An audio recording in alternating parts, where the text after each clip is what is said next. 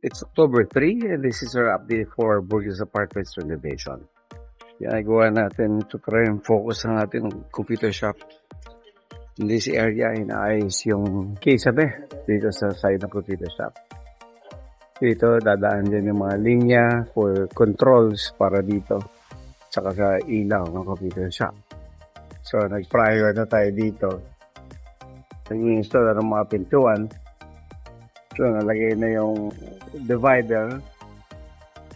Tinatambulan dun para hindi nakikita yung mga wires natin. Ito, tatambulan dun yan. Yung tambol dyan, aabot na rin dito. Tambol na rin yan dyan. Ito yung main door. Sa banyo is not tiled grout.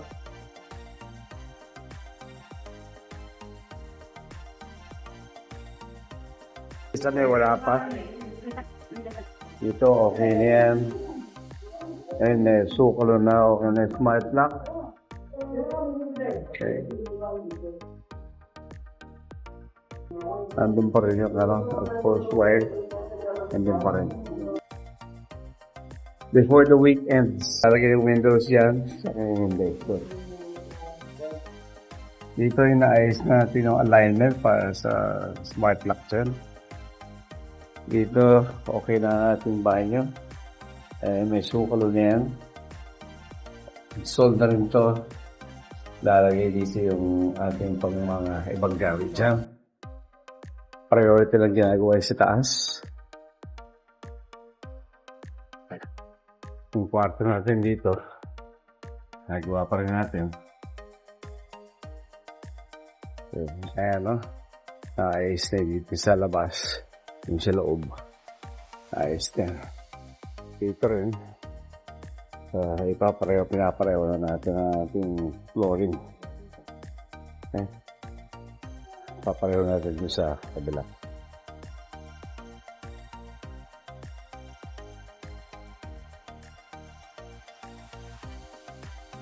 Okay. Pero ayusin pa yung banister dyan. Okay na itong door dito. Smart lock installed also. Ginagawa na itong ating. Hanggang dyan lang yan. Kasi yung mga sa taas yan is mga poste dito. Poste rin doon. Tapos ito, another kwarto yan. Another kwarto dito. Yan, asimpilaan yan. So, ito rin. Hanggang 2, lang. Tapos, puro, yan. Puro mga tubular. Para maganda tignan. So, dire-dire siya hanggang doon.